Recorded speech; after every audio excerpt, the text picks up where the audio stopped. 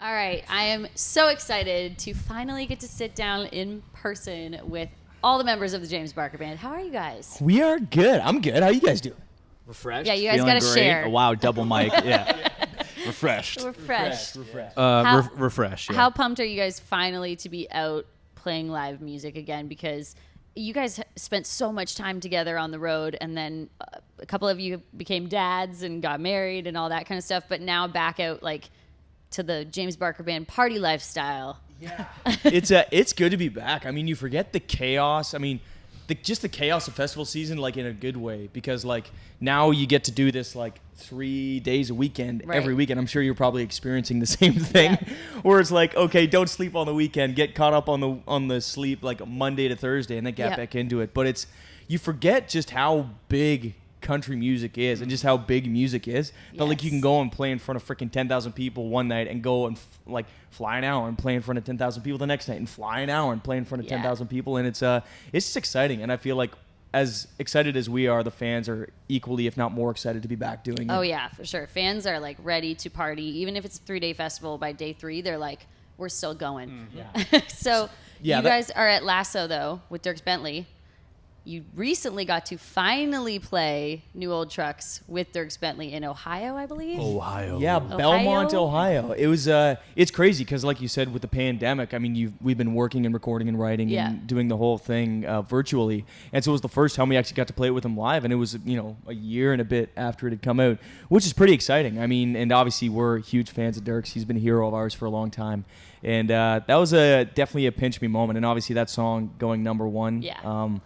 Was kind of the icing on the cake to that whole situation. Still, like, I feel like in 10 years we'll look back and still be like, I can't believe we got freaking Dirk Bentley singing on one of our songs. So cool. And I mean, I remember, gosh, was that in Hamilton when you guys like first jumped up on stage with him? That was Boots and Bourbon. Boots and Bourbon. Boots Okay. and Bourbon Because I was like, I Toronto, yeah. feel like this Dirk's relationship has been a long-standing one with you guys. Yeah, it's like, that was 2016, I a while believe it ago. was, which is crazy because it was when he was playing Boots, and it was, we went up and got to do those songs with him, and then the next night he went up and sang Lawn Chair Lazy, like in his set, which is like, that part is almost... Wasn't it in somewhere on a beach or something Yeah. like that? Like, in a very massive song, and you're just like, Wait a wait a minute. minute. Yeah, it was. I know we these were all, know that one. And we were all just in the crowd watching. We're like, oh my god, that's our song. So We were so sober, too. That's how we said Definitely it. sober. You guys were all sober? Oh, yeah. For So sure sober. at the just Dirk's mixing concert. just waters. Waters. Not to like give away from today, but any chance you guys get to play it here at LASSO since you all just happen to be on the same day? Don't We worry. actually got a restraining order against us, so yeah. So no. Since Belmont, Ohio, so we have to be at least 200 yards Okay, away. darn. Yeah, we saw him in Belmont and stole a bunch of his clothing, and now he's like, oh, I don't want to be near you. So He's like, why did I record this song with these Yeah, crazy these guys? creeps. Come on. Are we gonna see you guys? We're gonna see you guys on stage with him? I'm not giving away anything. I mean, I'm You not never gonna know. release this You never before know. he hits. You It's hit not- the no one's stage. recording this, no so one's you know. recording this. I mean, Okay, so full- let's just say there's a very good chance we will see you guys perform. there. Just be there. Yeah, we'll be there. Don't worry. So, at like the show in Ohio, did you guys get a chance to kind of like celebrate everything with that song with Dirks finally? We did a little bit. I Yeah. mean, it was like he flew in and like, you know how he is. He Yeah. literally flew himself in and then flew Right. out. But we got a chance to hang backstage for Cool. like an hour and a bit and just kind of talk about everything. So that was pretty exciting. I mean, it is weird because you try and make small talk, but when it's someone that you've idolized for so long, it's hard to not seem. It's hard not to just like be awkward and be like. Everything he says is funny. He's like, oh, yeah. He is really funny though. He's hilarious. great. Yeah, he's a So dry funny. sense of humor though. So sometimes you have like when I talk to him, sometimes I feel uncomfortable because I'm like, is he joking? Is he serious? I'm not really sure. Okay, we're gonna talk about your songs of the summer in just a second, but I want to know each of you if you have a favorite song in country music this summer that you've been jamming with. So we'll start with Connor. Oh, does it have to be one you're listening to right now, or Just like- it came out this? Yeah, just like what your favorite song of the summer Oh, I has mean, been. my favorite song of the summer, but it didn't release this summer, is Okay. Up Down, Morgan Up Wallen. Down, That is my okay. summer jam on repeat. Always a jam. Always driving. Yeah, listening to that's that. one that lasts every Yeah. summer. That's okay. Yeah. All right, Taylor. I can't decide. It's either Silverado for Sale or Sucker for Small Towns by Oh, Ernest. yeah, That song is Ernest. phenomenal. Oh, So- and Zach Bryan's new stuff that came Yeah. out is phenomenal. So Yeah, good. yeah. Yeah. Thanks, man. Somebody.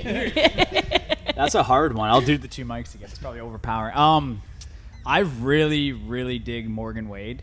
I think Wilder Days is such a great song, Yeah. and she has some of the coolest like style too. So. Yeah, she was at Boots, and that was the first time we ever got to see her, and she is like intimidatingly cool. Yeah. Like she's a very cool girl, and like, but she's so nice. But her set, like, she's such a great live performer. So it's a great choice. Yeah, I feel like my song, it's got to be best thing since Backroads. Jake Owen. I love that song so much. It comes on. It's like, I'm like, this is like the perfect blend of modern country in 1972. You know what I mean? Yeah. It's just got that cool 70s thing to it. I love that song. All right. Shout out Warburton. Yep. Good old Canadian Hunter Phelps. boy. I was gonna say, yeah. All right, so now speaking of your songs that you guys have released this summer, obviously Beer Me is Summer Jam. How hard has it been for you guys? Because now that we live in this new era of TikTok where people just want more and more and more, how do you guys choose, like, you know, you put out Waste and Whiskey, obviously, because fans loved it, and it's, you know, right there at the tippy top of the charts. How do you choose now which songs you're going to be like, all right, we're just going to post this on social media and might not be able to be a single? Is it hard to not give those up because they still have a life and whatnot? I mean, I would be lying if I said that we like overthink some of that stuff. I mean, there's a lot of things that we overthink, but we have so much music because we're constantly writing. Yeah. Is that we're just like, why would we not just like release it? Like even right now, we're like, why don't we just post it all? The hardest part, honestly, is when you have a bunch of music, you post it and then you're almost obligated to release it all. Do something with it. Yeah, exactly. You're like, sorry, Shannon, we have a whole record now because we've shared it all on TikTok, honestly, and we got to put an album out. Honestly, that's the way it is. But also, like, TikTok's brutally honest. I mean, you can't trust exactly what it is because, like, sometimes people see it, sometimes people don't see it, and you never know. But it's kind of the new version of doing that live. Like, you used to be able play to songs just live, play songs live and be like engage the crowd's reaction. And now you can do that in tandem with doing it on TikTok and on It social was like media. COVID's version, right? Because you Yeah. couldn't get out Yeah. and play the show, so you're just like, hey, does it blow up? Oh, it did. Right. Okay, I got to record it. What's the feeling been like going and playing a live show? Because you guys are used to putting a song on radio, seeing people love it, you know, react to it. But now you guys are having songs that people know every word to, and it's never been on the radio before. I hate to I swear I heard you say this recently talking to someone where it was like, I didn't realize until you said it, but we released a bunch of songs, obviously middle of pandemic, and did all live streams or whatever, but we never got to play those songs live, and I like that for some reason that didn't register with me. Like Summertime. Summertime and overall like all those were pandemic releases, which yes, they did great things and had huge support, which was phenomenal, but we didn't get that that live feel, like that live experience. Yeah. Not only did the fans not get it, but we didn't get to go out there and be like, hey, here's a song. And so when we got on the tour earlier this year and now playing all these festivals and stuff in the summer, it like re-energizes to 1,000,000%, but it just like, it makes you so unbelievably appreciative that we have that moment back and that we can give the fans that moment back. Because when you release a song and don't get to like, do the thing, it's not the thing. Right. If that makes any sense. Yeah, no, and I think that's fans are craving that too because they've fallen in love with songs of yours. And as much as it's fun to hear songs posted on TikTok, there is nothing in the world that compares to hearing your favorite band play the song for you. No, that's exactly, and it's a different energy. I mean, you're trying to achieve a different thing on a recording than you are in person, even though it's like a portrayal of an emotion or whatever it is. But that thing is live. It's like analogous to a one-on-one conversation versus like a voicemail. It's, you know what I mean? It's just totally a different thing. And I mean, probably the same as you guys. There's probably songs you didn't necessarily love or hadn't even really paid attention to, and then you see the artist do them live, and you're like, holy crap, because that memory of them doing it live burns into your brain so intensely that you remember that every time you hear it. That was me with Jake Owen. I always liked the song Best Thing Since Backroads, but when he played it at Boots, I was like, wow, this is a jam, because it's so different when you hear it live. So obviously we have a lot of exciting things to talk about, but slightly exciting CCMAs this year. You guys have racked up a few nominations. We got a few. We got a little bundle Entertainer of the Year, so cool. Group or duo, Fans Choice, Interactive, and Single of the Year for Overall Over Again.